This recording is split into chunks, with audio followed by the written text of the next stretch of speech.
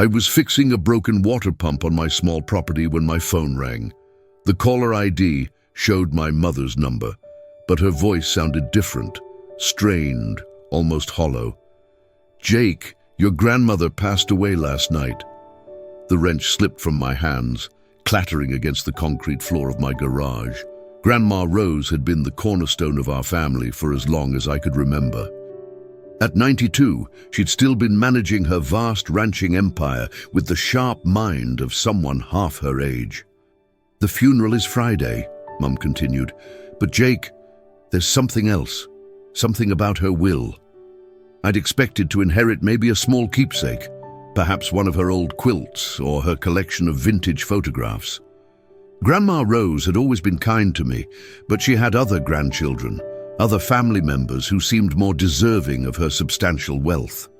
"What about it?" I asked, wiping grease from my hands with an old rag. "She left you everything, Jake. The entire ranch. All of it." The words hit me like a physical blow. Everything? The Sunset Ridge Ranch sprawled across 15,000 acres of prime Montana land. The cattle operation alone was worth millions, not to mention the mineral rights, the equipment, and the sprawling main house that had been in our family for 4 generations. "That can't be right," I whispered. "It is. A lawyer called this morning. You're the sole heir." As I hung up the phone, I stared out at my modest 2-acre plot with its run-down barn and aging pickup truck. In a matter of minutes, I'd gone from struggling to pay my mortgage to inheriting one of the largest ranching operations in the state. But something in my mother's voice told me this inheritance would come with complications I couldn't yet imagine. The law office in downtown Billings felt suffocating as our family gathered for the formal reading of Grandma Rose's will. I sat in an uncomfortable leather chair, still wearing my best shirt, which wasn't saying much, while my mother fidgeted beside her husband, Richard. Richard Sterling had married my mother 3 years ago, swooping into her life during her vulnerable period after Dad's death. He was everything my father hadn't been: wealthy, smooth-talking, and always impeccably dressed. Today was no exception, his expensive suit and gold watch catching the afternoon light streaming through the office windows. The lawyer, a thin man named Mr. Patterson, adjusted his glasses and began reading the formal language of the will. Most of it was legal jargon that went over my head, but when he reached the crucial section, his words rang clear as a church bell.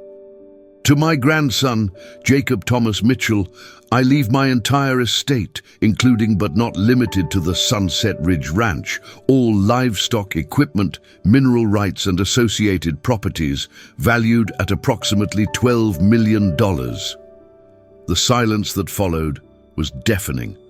I felt the blood drain from my face as the reality sank in. $12 million. I'd never even seen that much money written on paper, let alone owned it. My mother's sharp intake of breath broke the silence. Richard's face had turned an alarming shade of red, his jaw clenched so tight I could see the muscles working beneath his skin. "There must be some mistake," Richard said, his voice barely controlled.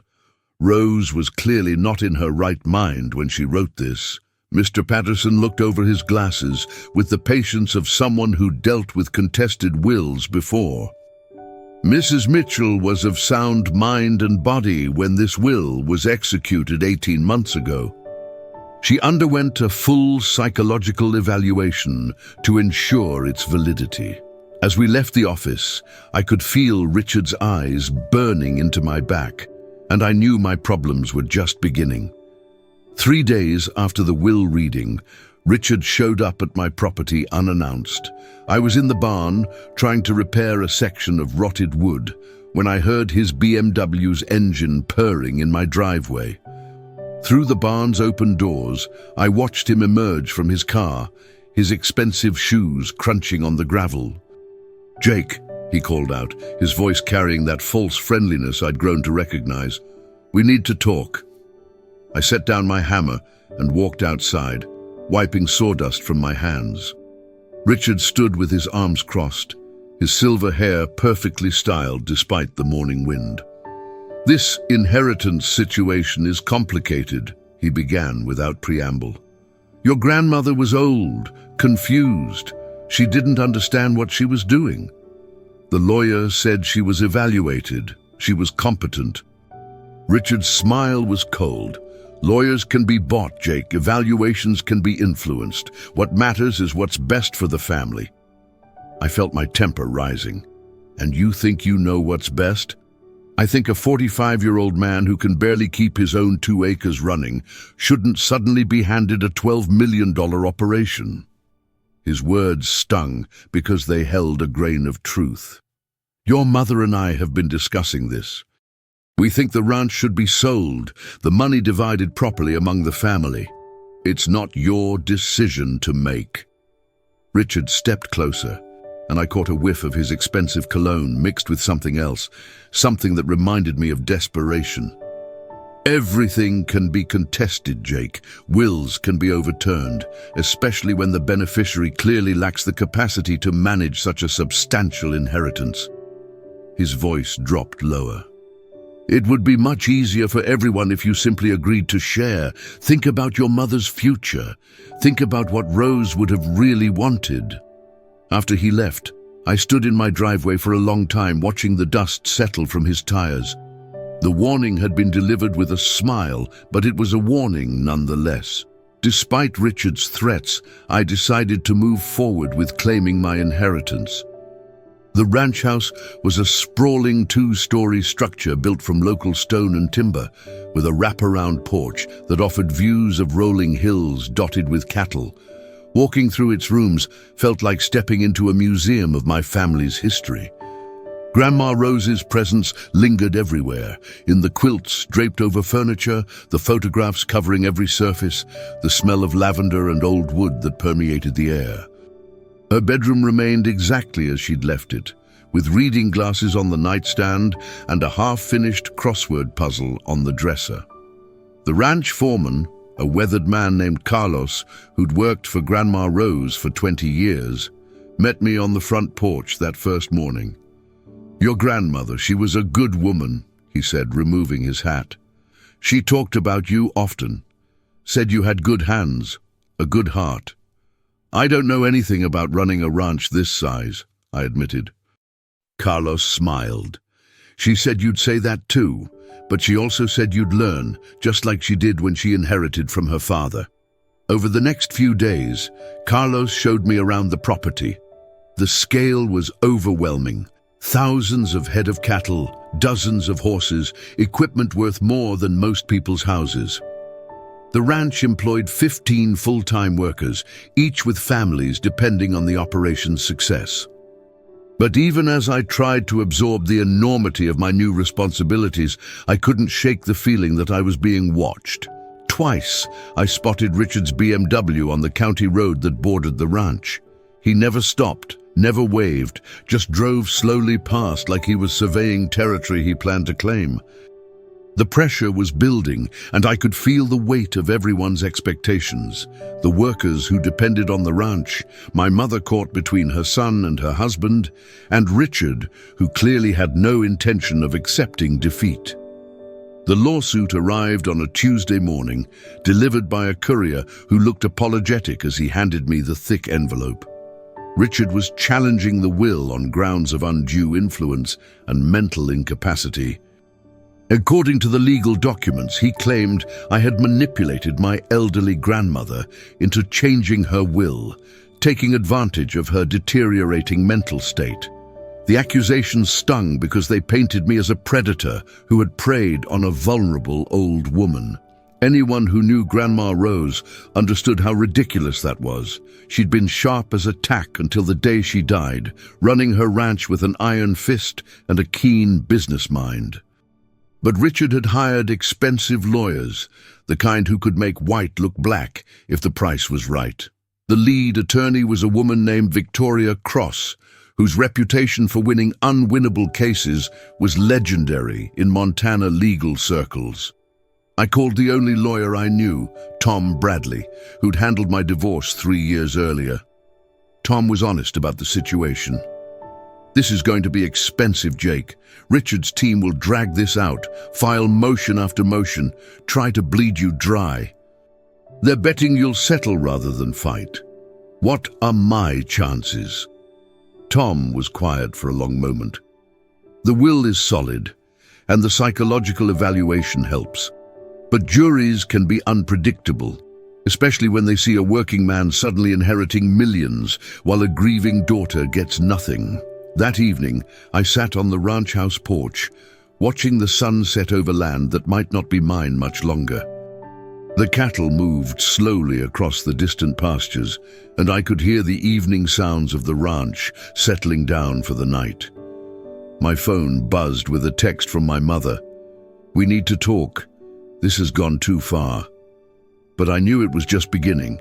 Richard wasn't the type to back down, and now that legal papers had been filed, there was no turning back for any of us. My mother arrived at the ranch the next evening, driving her small sedan instead of Richard's BMW. I watched from the kitchen window as she sat in her car for several minutes, gathering courage for a conversation neither of us wanted to have. When she finally knocked on the door, her eyes were red-rimmed, and she looked older than her 68 years. "Jake, this has to stop," she said without preamble. "This lawsuit is tearing our family apart." I poured her coffee and sat across from her at Grandma Rose's old kitchen table. "I didn't start this, Mom. Richard did. Nice, he's trying to protect our future. Your grandmother's decision doesn't make sense. Why would she leave everything to you and nothing to me? I was her daughter." The hurt in her voice was real, and it cut deep. I'd wondered the same thing myself. Why had Grandma Rose chosen me over her own daughter? "Maybe she knew Richard would try to take control if she left it to you," I said gently. My mother's face flushed. "Richard is a good man. He's been nothing but kind to me since your father died." "Has he? Or has he been positioning himself for this moment?" She stood abruptly, her chair scraping against the hardwood floor. "I won't listen to you attack my husband. He loves me." "I'm sure he does, but he loves money more." The words hung between us like a physical barrier. My mother stared at me for a long moment, tears threatening to spill over. "If you don't settle this, Jake, you'll lose more than just money. You'll lose me too." Bid.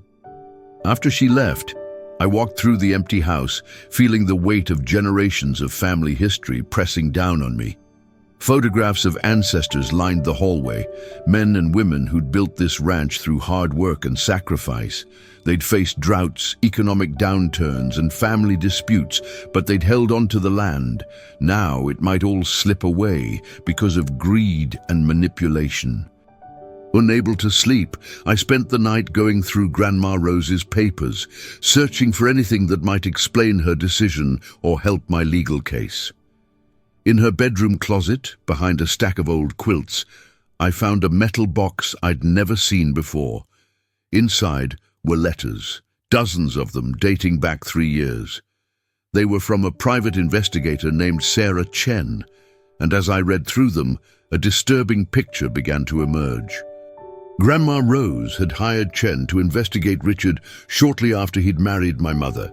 The reports detailed Richard's history. 2 previous marriages to wealthy widows, both ending in contentious divorces where he'd walked away with substantial settlements. There were also records of failed business ventures, mounting debts, and a pattern of targeting vulnerable women. One letter, dated just 6 months before Grandma Rose's death, contained a particularly damning revelation. Richard had been pressuring my mother to convince Grandma Rose to change her will, suggesting that the ranch should be left to my mother so it could stay in the immediate family. But the most shocking discovery was a recorded conversation between Richard and an unknown associate, discussing how they might expedite Grandma Rose's passing if she proved too stubborn about changing her will. My hands shook as I read the transcript. While nothing explicitly criminal was discussed, the implications were clear enough to make my blood run cold.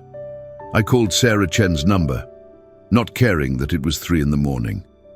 "Mr. Mitchell," she answered on the second ring, as if she'd been expecting my call. "I wondered when you'd find those files. Is this all true?" "Every word. Your grandmother was a smart woman. She saw through Richard's act from the beginning. Why didn't she tell my mother? She tried. But love makes people blind, especially when they're grieving and vulnerable."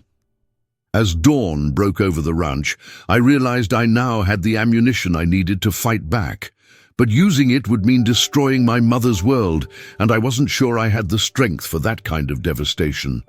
I decided to confront Richard directly before involving lawyers or law enforcement. If there was any chance of resolving this without destroying my mother completely, I had to try.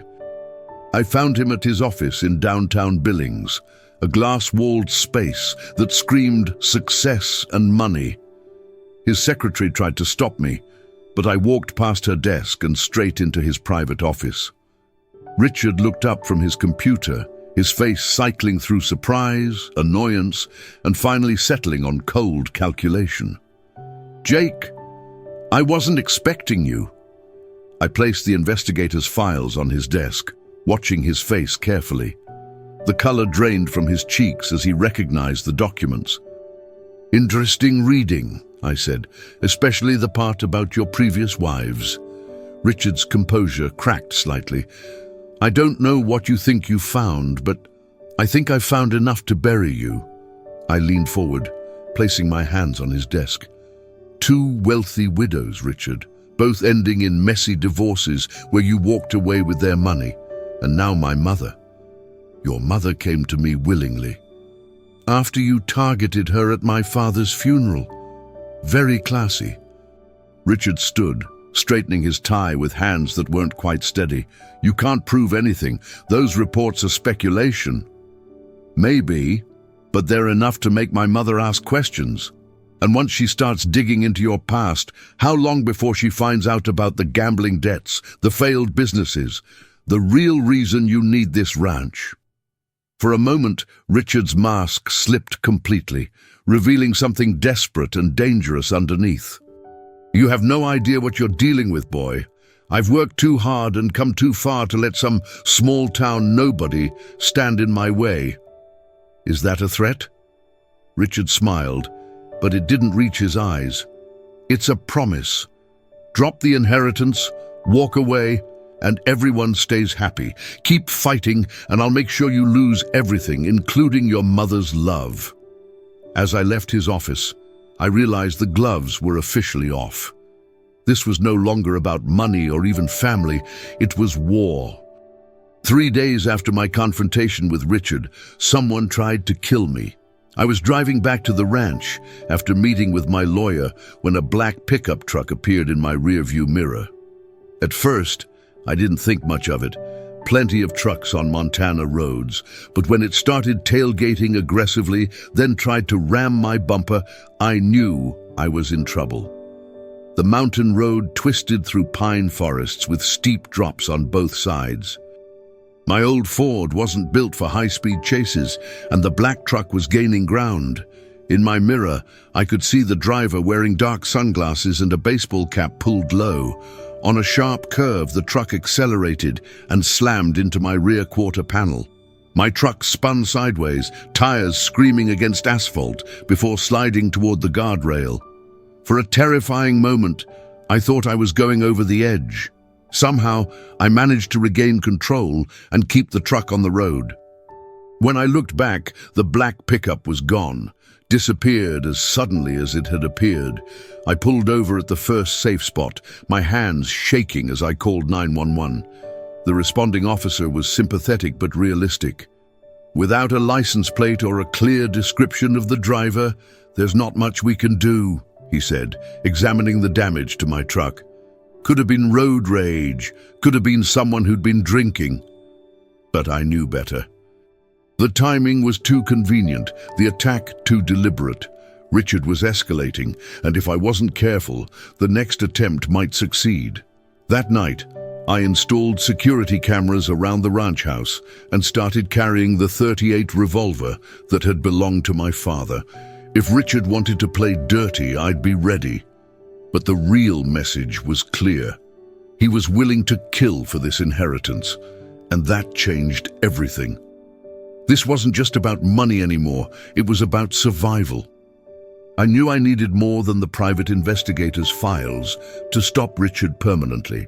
If he was willing to resort to violence, I had to build a case strong enough to put him away for good. Sarah Chen agreed to meet me at a diner outside Billings, choosing a corner booth where we could talk privately. She was a small Asian woman in her 50s, with sharp eyes that missed nothing. "Your grandmother paid me to keep investigating even after she died," she said, sliding a new folder across the table. She suspected Richard might try something like this. The new evidence was damning. Financial records showed Richard had been systematically draining my mother's accounts, transferring money to offshore accounts in the Cayman Islands. There were also photographs of him meeting with known criminals, men with records for intimidation and worse. "The black truck that ran you off the road," Chen said, "registered to a company that doesn't exist, but the insurance is paid by one of Richard's shell corporations. Can you prove he ordered the attack?" "Not directly, but I have recordings of him talking to associates about removing obstacles to his plans. I studied the photographs, memorizing faces. What's his endgame? He's deeper in debt than we originally thought. Gambling, bad investments, expensive tastes. He needs this ranch to survive, and he's running out of time. His creditors aren't the patient type." That explained the desperation, the willingness to resort to violence. Richard wasn't just greedy, he was cornered, and cornered animals were the most dangerous. "There's something else," Chen said, lowering her voice. "I think he's been slowly poisoning your mother." The words hit me like a physical blow. "What?" "Small doses of arsenic, probably in her daily vitamins. Not enough to kill her quickly, but enough to make her sick, confused, dependent on him. It's an old con man's trick." I thought about my mother's recent health problems, her increasing frailty, the way she seemed to defer to Richard on everything. "We need to get her away from him," I said, carefully. "If he realizes we're onto him, he might accelerate his timeline." As I drove home, I realized the stakes had just gotten impossibly higher. Getting my mother away from Richard without arousing suspicion required careful planning. I called her and suggested we have lunch together, just the two of us, like we used to before Richard entered the picture. We met at a small cafe in town, and I was shocked by how frail she looked.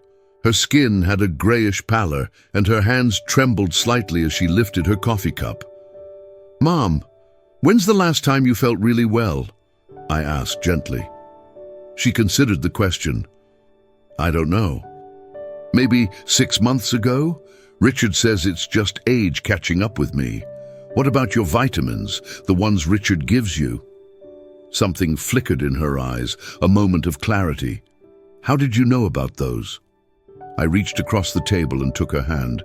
"Mom, I need you to listen to me very carefully. I think Richard has been making you sick." Her first reaction was denial, but as I explained what the investigator had found, I watched the pieces fall into place in her mind. The timing of her illness, Richard's insistence on managing her medications, his increasing control over her daily life. "He said he loved me," she whispered. "Maybe he thought he did, but he loves money more." Tears started flowing down her cheeks. "What have I done, Jake? I chose him over you. I believed his lies about the will. None of that matters now. What matters is getting you somewhere safe." I convinced her to come to the ranch with me, telling Richard she was having a mother-son day and would be home late. Once we were safely at the ranch house, I called Sarah Chen and arranged for my mother to be taken to a private clinic for blood tests. The results confirmed our suspicions: high levels of arsenic in her system, consistent with long-term poisoning. That night, my mother sat in Grandma Rose's kitchen, looking small and lost. "I'm sorry, Jake, for everything. For not believing you, for choosing him over family. You were a victim, Mom. He's a professional predator. What happens now?" I looked out the window at the land that had been in our family for generations. Now, we fight back. With my mother safe and the evidence compiled, it was time to end Richard's reign of terror. But I knew he wouldn't go quietly, especially once he realized my mother was missing. I didn't have to wait long. Richard showed up at the ranch the next morning with two men I recognized from Sarah Chen's photographs, the same criminals he'd been meeting with. They drove straight up to the house, not bothering with subtlety anymore. I watched from the kitchen window as Richard emerged from his BMW, his face twisted with rage. The two men flanked him, their jackets bulging with concealed weapons. "Jake," Richard shouted, "I know you have her. Send my wife out, and we can discuss this like civilized men." I stepped onto the porch, my father's revolver tucked in my waistband. "She's not your wife anymore, Richard. She's filed for divorce." "That's impossible. She wouldn't." "She would, and she did. Turns out attempted murder is grounds for divorce in Montana." Richard's face went white. "You can't prove anything." "Blood tests showing arsenic poisoning, financial records of your theft, recordings of you planning my death." "I can prove everything." The two men with Richard started moving, spreading out to flank the house. I could hear sirens in the distance. Sarah Chen had called the FBI as soon as my mother's blood tests came back positive. "You've destroyed everything," Richard screamed. "Do you have any idea what you've cost me?" "About $12 million and a life sentence," I replied. Richard pulled a gun from his jacket, his hands shaking with rage and desperation. "I should have killed you weeks ago." "Probably. But you always were better at manipulating women than handling men." The FBI vehicles came roaring up the driveway, agents pouring out with weapons drawn. Richard looked around wildly, realizing he was trapped. "Drop your weapon!" the lead agent shouted. For a moment I thought Richard might try to shoot it out, but then his shoulders sagged and he let the gun fall to the ground. His two associates were already on their knees, hands behind their heads. As they led Richard away in handcuffs, he looked back at me with pure hatred. "This isn't over," he snarled, but it was over. Finally, completely over. 6 months later, I stood on the same porch where I'd faced down Richard, but everything had changed. The ranch was thriving under my management, with Carlos's patient guidance helping me learn the business. My mother had recovered from the arsenic poisoning and moved into the ranch's guest house, finally free from Richard's manipulation. Richard himself was serving a 25-year sentence for attempted murder, fraud, and a dozen other charges. His two associates had flipped on him in exchange for lighter sentences, providing testimony that sealed his fate. The civil lawsuit over the will had been dismissed once Richard's criminal activities came to light. It turned out Grandma Rose had been even smarter than I'd realized. She'd known exactly what kind of man Richard was and had structured her will to protect both the ranch and our family. I found a letter from her in the ranch safe, written shortly before her death. "Jake, if you're reading this, it means Richard showed his true colors, and you had to fight for what's rightfully yours. I chose you not because you were perfect, but because you have something he'll never understand: integrity. This land has been in our family for 4 generations because people like you were willing to fight for it. Take care of your mother, take care of the ranch, and remember that the best revenge against people like Richard is living well." My mother and I had grown closer than we'd been in years. The experience had been traumatic, but it had also shown us what really mattered: family, truth, and the land that connected us to our past and future. As I watched the sunset paint the sky in shades of gold and crimson, I thought about Grandma Rose and the legacy she'd entrusted to me. The ranch would continue for another generation, and maybe someday I'd have children of my own to pass it on to. Richard had tried to destroy our family for money, but in the end, he'd only made us stronger. Thank you for listening to my story. It's been a long journey from that first phone call about Grandma Rose's death to where I am today, but I'm grateful for every difficult step. Sometimes the hardest battles are the ones that teach us who we really are and what we're willing to fight for. I'd love to hear from you in the comments below. Let me know where you're listening from around the world, and if you enjoyed this story, please subscribe to the channel for more incredible true stories. Until next time, remember that family isn't always about blood. It's about the people who stand by you when everything falls apart.